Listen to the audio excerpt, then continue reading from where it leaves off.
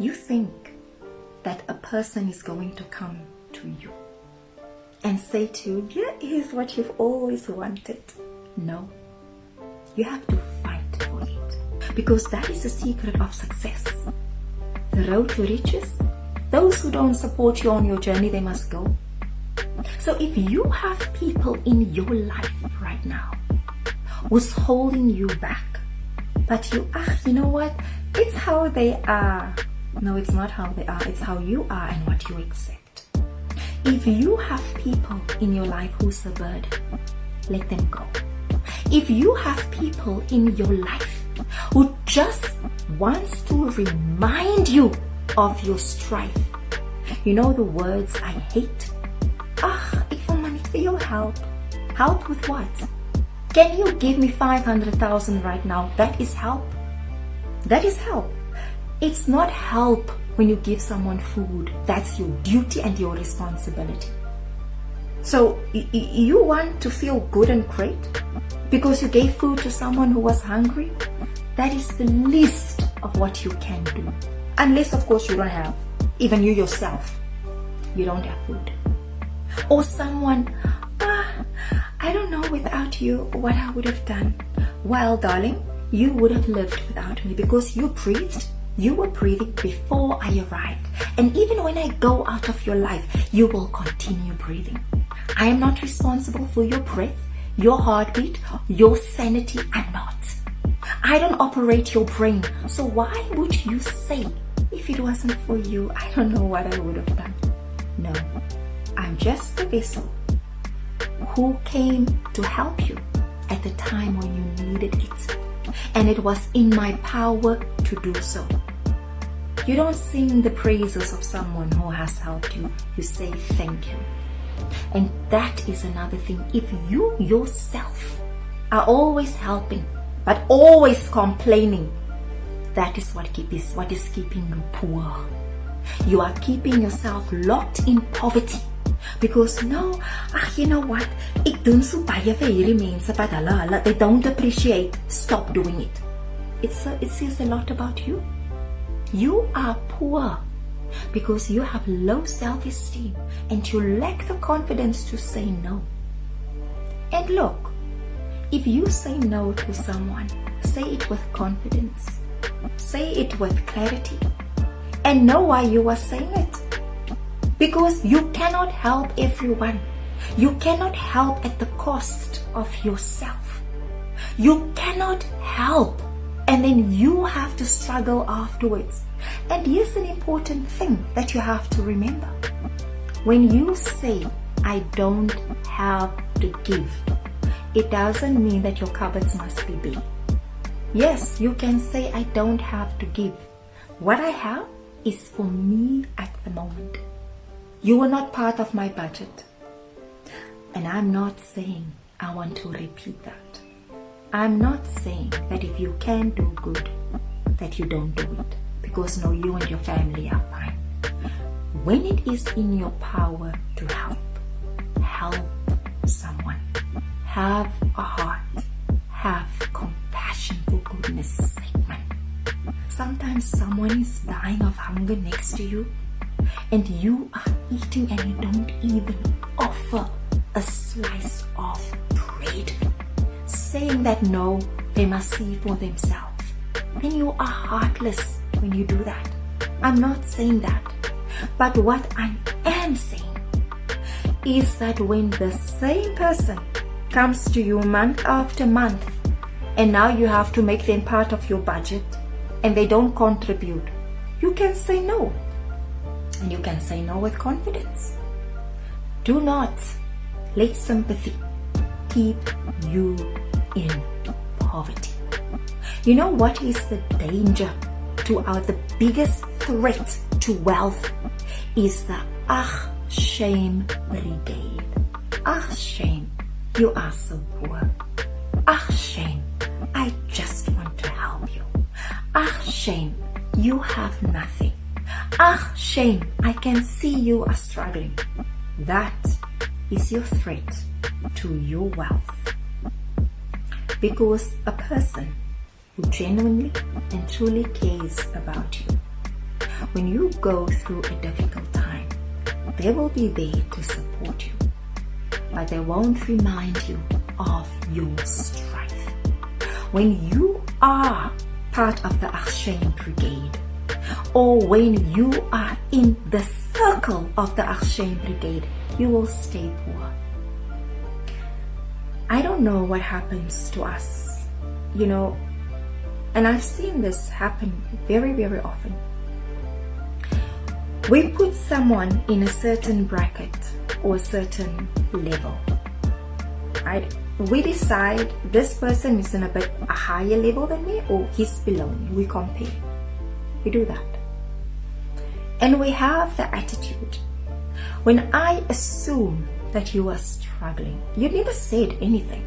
But according to my standards, my superficial materialistic standards, I now think, Aishin, you are struggling.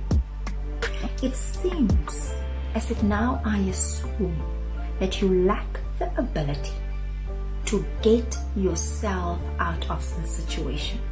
There is this almost thinking or perception that when you don't have money, you are stupid. You are stupid, you don't know anything. Let me teach you, because you know what? I have a job. So let me teach you, let me say to you, what can you do? How you can get out of the situation? Why don't you start selling things? Stop. Stop with that attitude. Someone who is struggling doesn't need your sympathy. Someone who is struggling doesn't need you to feel sorry for them. They need to be reminded of their power. They need to be reminded of what is possible and what they can do. I'm not talking about, have you thought about selling this? Screw you if you are like that. Because we all have been in that situation where you have to rely on someone for food, for a job, for the outcome, for help when you're studying and you need books and you don't have the money to buy it. So what gives you the right, because you think that you are in a better situation, to come and preach and dictate? Who do you think you are when your own life is in a worse mess? You will find that person you think is poor and struggling have more riches and more plans in their minds. They are more focused than what you are. And when the doors open, when they cross the River Jordan and they explode into success and prosperity and abundance, now you don't know how to handle them, because you have put them in a box of poverty. But you know what? Why you and me, why all of us, we don't have power over someone? When we don't have power over someone, it is someone who understands themselves, who understands what is important, what they want, how they want to achieve it. They have plans. They have a path. They have determination. They have the focus and the vision. And on top of that, to finish it all, they do what needs to be done. They don't just talk, they do. Have you ever observed someone who you thought was struggling, and the next moment, boom, the person buys a house. Boom, they buy the latest car. They start going on expensive holidays. They start having a lifestyle that you thought, hi Shane, it will never happen for you. I can understand. Why do you think things change without you knowing?